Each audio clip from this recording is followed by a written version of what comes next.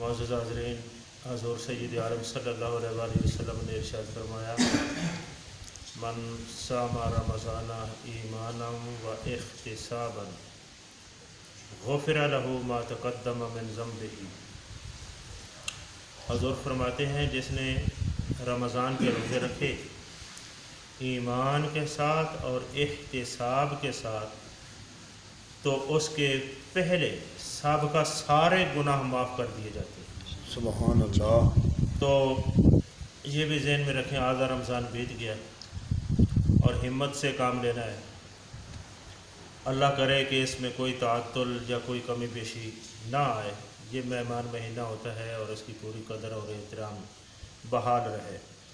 دو اس میں چیزیں فرمائی تھیں کہ روزے رکھنے ہیں رمضان کے ایمان کے ساتھ اور احتساب کے ساتھ۔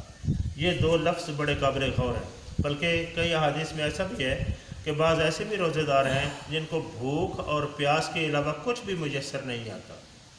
کوئی بھی کام ہے، یاد رکھو، نیت کے علاوہ جو ہے وہ کچھ مفید نہیں ہوتا۔ ایماناً یعنی اللہ پر ایمان رکھتے ہوئے اور اس کے فرض کیے ہوئے احکام کی بجا آوری کا تصور رکھتے ہوئے کہ مجھے میرے مالک کا حکم ہے اس لیے میں بھوک اور پیاس برداشت کر رہا ہوں، یعنی اپنی ضرورت ہے میری کھانے پینے کی لیکن میں ترک کر رہا ہوں، کیوں کہ میرا اللہ راضی ہو جائے اور اللہ کا نبی راضی ہو جائے۔ سبحان اللہ۔ اس کو کہتے ہیں ایمان کے ساتھ۔ اور احتساب بھی اس کے لگ بھگ معنی رکھتا ہے۔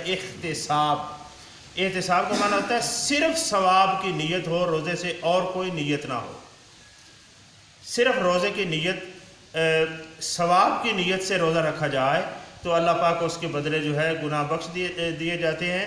تو یہ ایک حقیقت ہے کہ روزہ ایک ویسے بھی ایسی عبادت ہے جس کو یا بندہ جانتا ہے یا بندے کا خدا جانتا ہے۔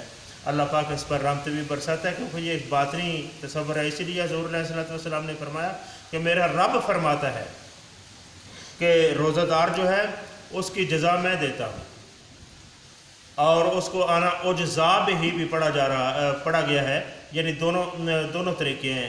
اس طریقے سے اگر پڑھا جائے تو اس کا معنی یہ ہے کہ اس کی روزے دار کی جزا اور کوئی نہیں، وہ صرف میں ہی ہوں۔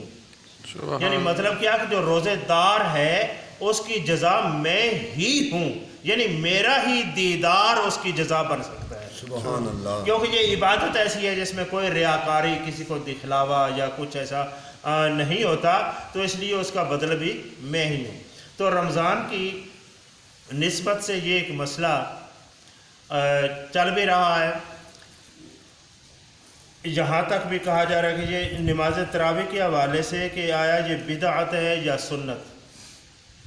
تو اس سلسلے میں کیونکہ بنیادی طور پر یہ لوگ جو ہیں وہ بخاری شریف کی ایک حدیث ہے جس میں ام المؤمنین حضرت عائشہ صدیقہ رضی اللہ عنہ فرماتی ہیں کہ حضور علیہ السلام چاہے رمضان ہو یا کوئی اور مہینہ 11 رکعت سے زیادہ نہیں پڑھا کرتے تھے، 11 رکعت سے زیادہ نہیں پڑھا کرتے تھے۔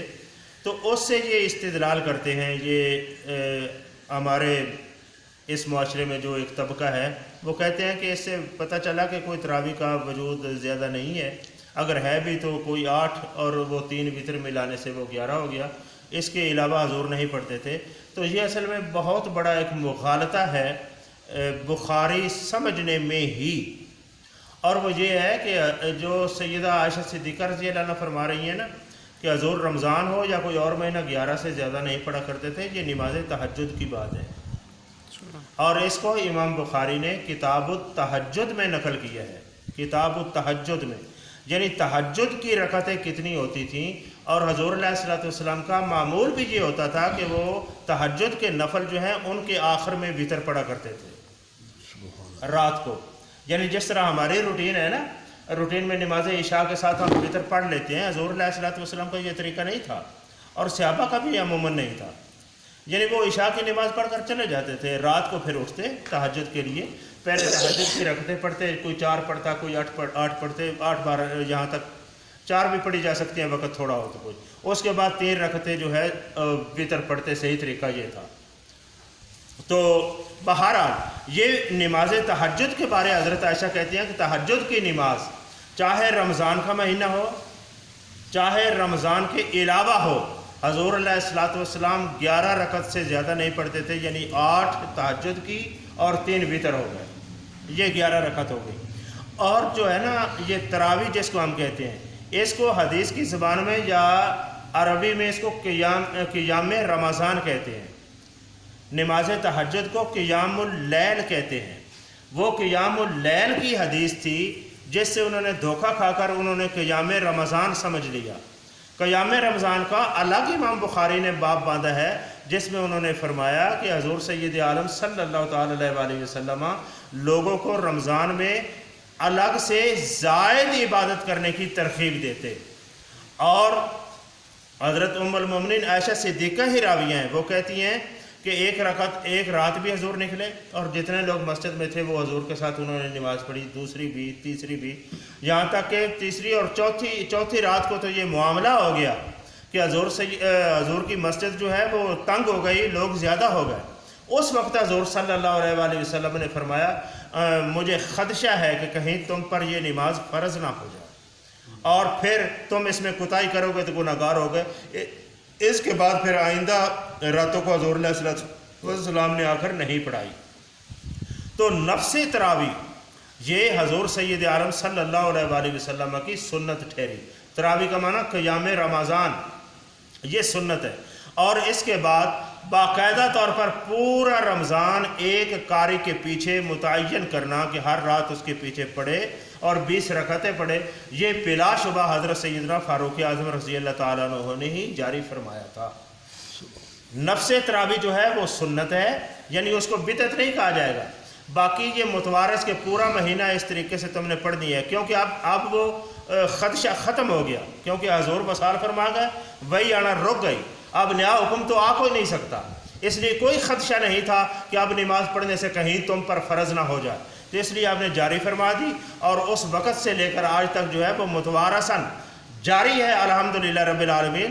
تو حضرت سیدنا فاروق اعظم کا اس نماز کے لیے یہ لفظ فرمانا نعم البدعۃ ہذہ یا نعمت البدعۃ ہذہ، یہ بخاری میں بھی لفظ ہے کہ یہ اس کا معنی یہ ہے کہ یہ بڑا اچھا طریقہ ہے جو ہم نے اپنایا ہے، یعنی رمضان میں باقاعدگی سے ہمت کر کے پورا رمضان نعمہ افعال مدح میں سے ہے، یہ جانتے ہیں اس کا مطلب ہے کہ بدعت کا معنی طریقہ، یہ طریقہ جو ہم نے اپنایا ہے یہ طریقہ بہت اچھا ہے۔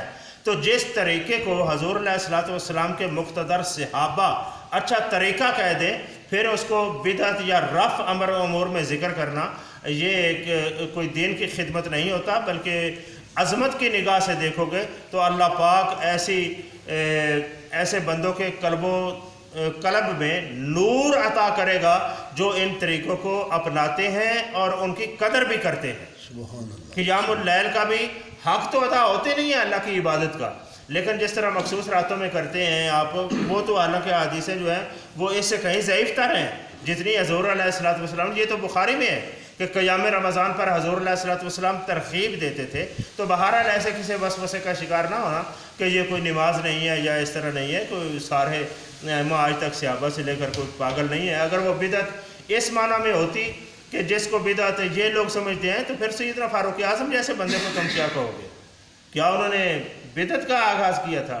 نہیں، وہ بدعت ایک اچھے طریقے کو وہ کہتے تھے، وہ عربی دان تھے، ان کو عربی زیادہ آتی تھی آپ سے، تو اس لیے کوئی ایسی بات نہیں۔ رمضان کی تراویح اللہ رب العالمین جل جلالہ بقیہ جو دن رہتے ہیں روزے کی، عبادت کی، اور اس کے علاوہ قرات قرآن، اوراد و وظائف، اس طرح کے اوراد جو ہیں ان کو اپناؤ تاکہ اللہ رب العالمین ہمارے سینوں کو پاک کرے۔ آمین۔ وآخر دعوانا الحمدللہ رب العالمین۔